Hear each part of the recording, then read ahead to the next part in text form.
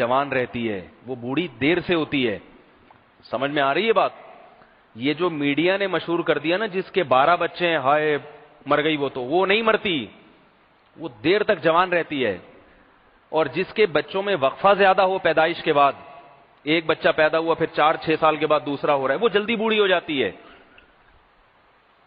اس کی scientific logic بھی بتا دوں آپ کو, یہ میں نہیں کہہ رہا, یہ یورپ کے بڑے بڑے ڈاکٹر یہ بات کرتے ہیں. آپ کو معلوم ہے کہ یورپ امریکہ میں جو خواتین 40 سال کے بعد جتنی بھی خواتین ہیں, اکثر کو وٹامن D3 کے انجیکشن لگتے ہیں. D3 کا انجیکشن ہوتا ہے کیلشیم, ہڈیوں میں کیلشیم ختم ہو رہا ہوتا ہے, اس کیلشیم کی کمی کو پورا کرنے کے لیے. سمجھ رہے ہیں بات کو؟ کیوں لگتا ہے؟ اس لیے کہ وہ ولادت کے عمل سے کم گزرتی ہیں, ان کے یہاں 2-4 سے زیادہ بچے نہیں ہوتے, تو ان کی ہڈیاں وہ سیدھا ہونا شروع ہو جاتی. تو ڈاکٹر یہ کہتے ہیں کہ جو پراپر طریقے سے جس عورت کے ہاں ولادت ہوگی اس کی ہڈیاں جلدی خراب نہیں ہوتی, بہت دیر تک جوان رہتی ہے وہ. اور اس کی ایک سائنٹیفک لاجک بھی ہے, وہ بھی بتا دیتا ہوں. وہ یہ ہے کہ اللہ تعالیٰ نے انسان کو جو قوت دی ہے, وہ قوت اگر پراپر طریقے سے استعمال ہوتی رہے تو وہ قوت جوان رہتی ہے, اور اگر اس قوت کو استعمال کرنا چھوڑ دیا تو وہ قوت آہستہ آہستہ ختم ہو جاتی ہے. بات آ رہی ہے سمجھ میں؟ اس کی مثال, آپ کے ہاتھ میں وزن اٹھانے کی قوت اللہ نے رکھی نا. بھائی کیا ہو گیا, میں انگلش میں بات کر رہا ہوں. اللہ نے آپ کے ہاتھ میں وزن اٹھانے کی قوت رکھی ہے کہ نہیں رکھی ہے؟ اب اگر آپ اس سے وزن اٹھاتے رہیں گے تو نہ صرف یہ کہ وزن ہمیشہ اٹھاتے رہیں گے, بلکہ وزن اٹھانے کی طاقت مزید بڑھتی چلی جائے گی, کم نہیں ہوگی. آپ آج 1 کلو اٹھاتے تھے وزن, کل 1.25 کلو, پرسوں 1.5 کلو, اور ایک دن آئے گا اتنے بڑے باڈی بلڈر بن جائیں گے کہ آپ باڈی بلڈنگ کے مقابلوں میں کھڑے ہو کے وزن اٹھا رہے ہوں گے. اگر ہاتھ کو وزن اٹھانے میں استعمال کرنے سے ہاتھ کمزور ہوتا تو باڈی بلڈر تو سارے کمزور ہوتے, جتنے جم کھانے جانے والے وہ تو سارے کمزور ہوتے. وہ تو اتنا ویٹ اٹھاتے ہیں, اتنا بھاگتے ہیں, اتنا. لیکن ہم دیکھتے ہیں جتنا ویٹ اٹھائیں گے, جتنی اپنی توانائی کو یوٹیلائز کریں گے, اتنی وہ توانائی ان میں بڑھتی ہے. اور جو بیچارہ پوستی جو گھر میں پڑا ہوا توانائی کو صرف اسٹور کرنے میں لگا ہوا ہے کہ میں جتنے پراٹھے کھاؤں یہ یوٹیلائز نہ ہو, یہ ضائع نہ ہو, یہ سارے پراٹھے میرے جسم میں کیا ہو جائیں, اسٹور ہو جائیں. نہیں ہوں گے, ٹھیک ہے نا, دھماکے سے پٹ پٹا کے ختم ہو جائے گا, طاقت نہیں آئے گی جسم میں. اس سے بہتر وہ ہوگا جو سوکھی روٹی کھاتا ہے مگر پیدل چلتا ہے زیادہ. مزدوروں کو دیکھ لیں, ان میں طاقت زیادہ ہوتی ہے حالانکہ ان کی خوراکیں کم ہوتی ہیں. تو اسی طرح یاد رکھیں کہ یہ جو حمل ہے اور ولادت کے عمل سے گزرنا, یہ جوان عورت کو ہوتا ہے, بوڑھی عورتوں کو نہیں ہوتا. سمجھ رہے بات کو؟ تو اگر جوان عورت کی یہ پراپر طریقے سے ہوتا رہے تو اس کا مطلب اس کی جو توانائی ہے نا وہ یوٹیلائز ہو رہی ہے, جس کام کے لیے جو بیسک کام اللہ نے اس کے ذمہ لگایا ہے. تو اس کے مطلب اس میں ولادت کی صلاحیت برقرار رہے گی. سمجھ رہے بات کو؟ ولادت کی صلاحیت برقرار رہنا ہی جوان ہونے کی علامت ہے, کیونکہ بوڑھی عورتوں میں ولادت کی صلاحیت نہیں ہوتی. اب اگر کوئی عورت بچے کی ولادت کے عمل کو بریک لگا دے کہ نہیں اب نہیں ہونے دینا, تو بہت جلدی چند سالوں میں اس میں ولادت کی صلاحیت کیا ہو جاتی ہے, ختم. اور ختم ہونے کا مطلب کیا ہے, بوڑھی ہو جانا. یہ تو ایک دلیل ہے. ایک اور دلیل دے کے بس بات آگے چلاتا ہوں میں. دوسری دلیل یہ ہے کہ اللہ تعالیٰ نے جو انسان کو بنایا ہے نا دریا کی طرح ہے. دریا کا پرانا پانی نکلتا ہے تو کیا ہوتا ہے, نیا پانی آتا ہے, تازہ. کنویں سے آپ اگر پانی نکالیں گے تو ختم نہیں ہوتا بلکہ تازہ پانی آ جاتا ہے. آپ نے دیکھا ہوگا جب جوان آدمی کی شادی ہوتی ہے تو شادی کے بعد کمزور ہوتا ہے یا صحت مند ہو جاتا ہے؟ میں نے آج تک نہیں دیکھا کوئی شادی کے بعد دبلا ہو گیا ہو. جتنے بھی ہیں شادی کے بعد چہرے پہ نور آ جاتا ہے, حالانکہ ان کی توانائی پہلے سے زیادہ یوٹیلائز ہوتی ہے. ہونا تو ان کو کمزور ہونا چاہیے, لیکن کمزور ہونے کے بجائے کیا ہو جاتے ہیں بھائی, اور صحت مند ہو جاتے ہیں. وجہ اس کی یہ ہے کہ جسم کے جتنے فاسد جو مادے ہیں نا جسم کے, وہ سارے جسم سے باہر خارج ہو جاتے ہیں. اب جب خوراک کھائے گا تو نئے سرے سے نیا خون بنے گا, نئے سرے سے نیا خون بنے گا. بیائی اسی طرح عورت کے ساتھ ہوتا ہے, جب وہ ولادت کے عمل سے گزرتی ہے اس کی بلیڈنگ بہت ہوتی ہے, بہت ساری توانائی ہے جو اس نے روٹیاں کھائی ہیں, دودھ پیا, وہ سارا بچے کی تعمیر میں, بچے کے بننے میں خرچ ہوتا ہے. اب کیا ہوتا ہے, اس کی ساری توانائی نکل جاتی ہے, اب جب وہ دوبارہ سے کھاتی ہے نا خوراک, پورا خون نیا بنتا ہے اس کے جسم میں, پورا جسم ریفریش ہو جاتا ہے. کمپیوٹر بھی اگر تھوڑے دن پڑا رہے نا, اس کو بھی کہتے ہیں بھائی اس کو ریفریش کرو, ری اسٹارٹ کرو, ورنہ کمپیوٹر بھی نہیں چلتا. تو انسان بھی نہیں چلتا جب تک کہ اس کو ریفریش نہ کیا جائے, ری اسٹارٹ نہ کیا جائے, اس کی ساری اندر کی چیزیں بدلی نہ جائیں جب تک. تو یہ بلڈ ہے, اور یہ جو فیڈ کراتی ہیں خواتین بچوں کو, اس فیڈ میں کیا ہوتا ہے کہ جتنی خوراک کھاتی ہیں وہ جتنا خون ہے نا, جتنا بلڈ, وہ دودھ بن کے بچے کے معدے میں اتر جاتا ہے. اب نئے سرے سے نیا بلڈ بنتا ہے, پرانا بلڈ ہو گیا استعمال, پرانا خون استعمال ہو گیا, نیا خون جسم میں آتا ہے. نیا خون, بچہ کیوں خوبصورت ہوتا ہے بتاؤ, اس میں نیا خون ہوتا ہے. اور بوڑھے کیوں خوبصورت نہیں ہوتے, ان میں خون کسی میں 40 سال پرانا, کسی میں 50 سال پرانا. جتنا پرانا خون ہوگا اتنا بڑھاپا, بولو نا کیا ہو گیا بھائی, اتنا بڑھاپا بھی زیادہ, اتنی ہی چہرے پہ جھریاں بھی زیادہ. تو جب جو عورت اپنے بچے کو باقاعدہ فیڈ کراتی ہے اور اس عمل سے, ولادت کے عمل سے گزرتی رہتی ہے, اس کا خون ریفریش ہوتا رہتا ہے, نیا خون بنتا رہتا ہے. خون جتنا نیا بنے گا اتنا ہی جوان ہوگا انسان, بڑھاپا نہیں آئے گا, چہرے پہ جھریاں نہیں آئیں گی. تو اس لیے یہ جو فیملی پلاننگ والے الٹی سیدھی پٹیاں پڑھاتے ہیں نا, یہ سب الٹی سیدھی کہانیاں ہیں.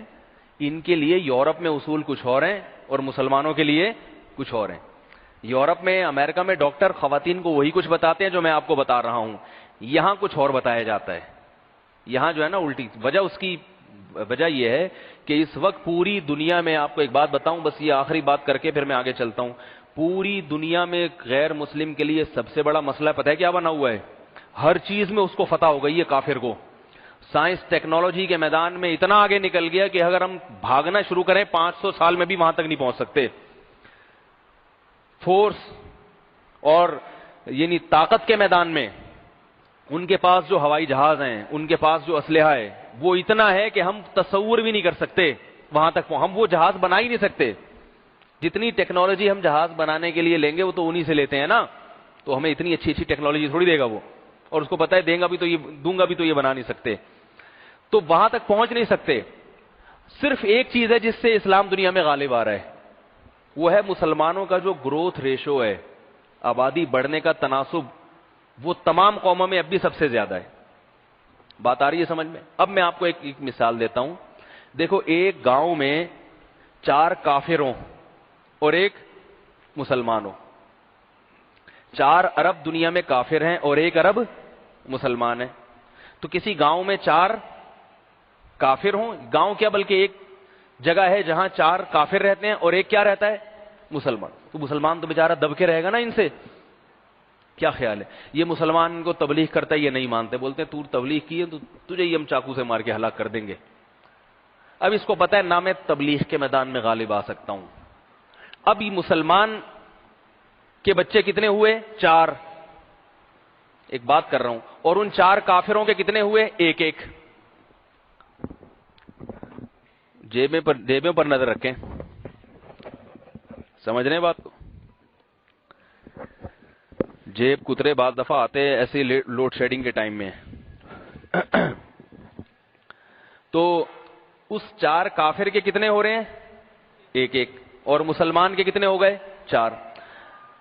20, 30, 40 سال کے بعد جب یہ مسلمان مرے گا اور وہ 4 کافر مر جائیں گے, تو 4 کافر ہوں گے اور 4 مسلمان. نہیں یہی بات سن. پھر ان 4 مسلمانوں میں سے ہر ایک کے 4 تھے, ٹھیک ہے, اور ان میں سے 1 کے کتنے تھے؟ 1.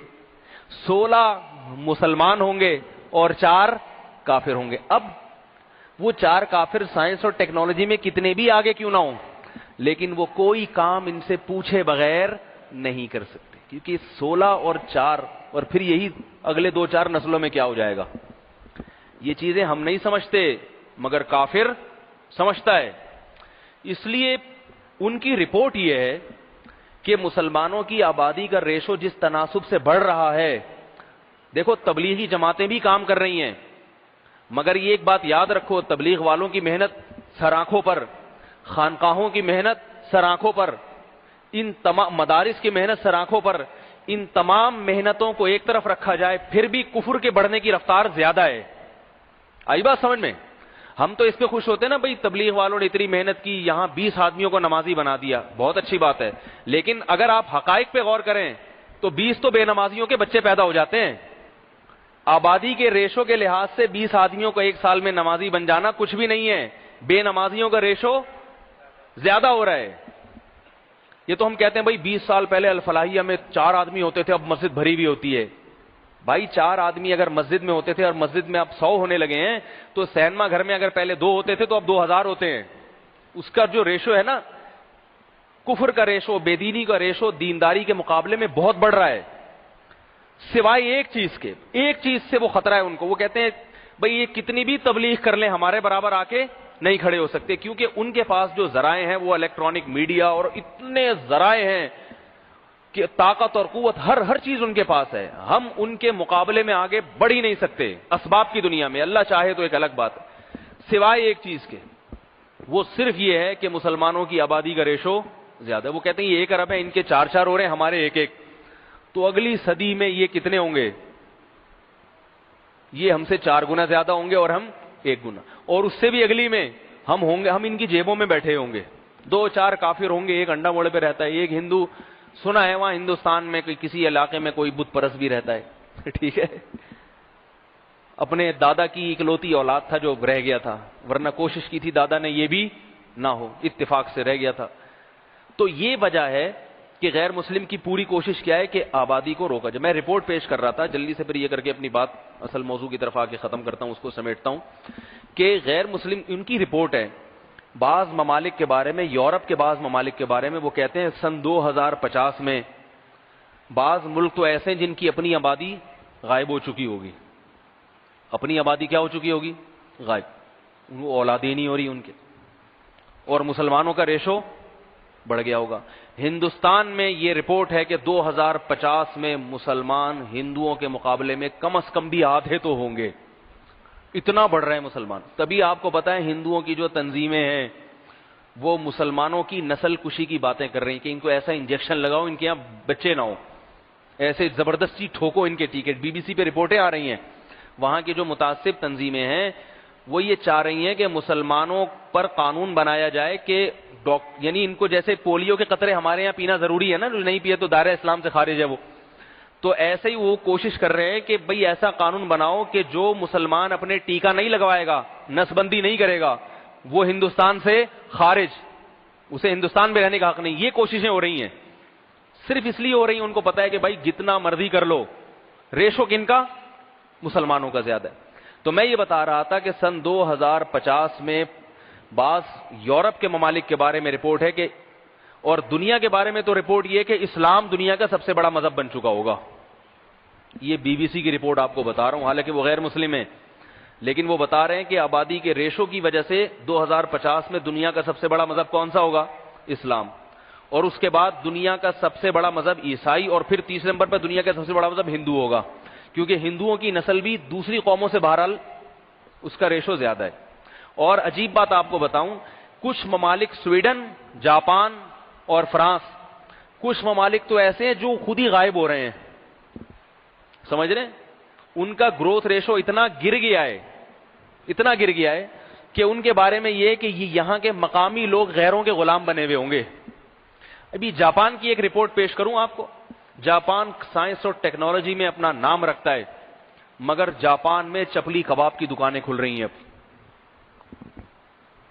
نہیں آ رہی بات سمجھ؟ نسوار کی دکانیں جاپان میں ملیں گی آپ کو. کیوں؟ جاپانیوں کا ریشو گر گیا. غیر پٹھان جو ہے نا, پٹھانوں کی آبادی دنیا میں سب سے, عربوں کے بعد سب سے زیادہ آبادی کا بڑھنے کا ریشو پٹھانوں کا ہے. سب سے زیادہ تو عربوں کی بڑھتی ہے, عرب کی آبادی بہت تیزی سے بڑھتی ہے. اس کے بعد پٹھان قوم ہے, اس کی آبادی کا ریشو بہت بڑھ رہا ہے. رپورٹ یہ ہے ابھی جاپان میں چونکہ پٹھانوں کا ریشو بڑھتا ہے, تو نتیجہ کیا نکلا کہ جاپان میں پٹھان جو تجارت ہے نا وہ پٹھانوں کے ہاتھ میں آ رہی ہے آہستہ آہستہ.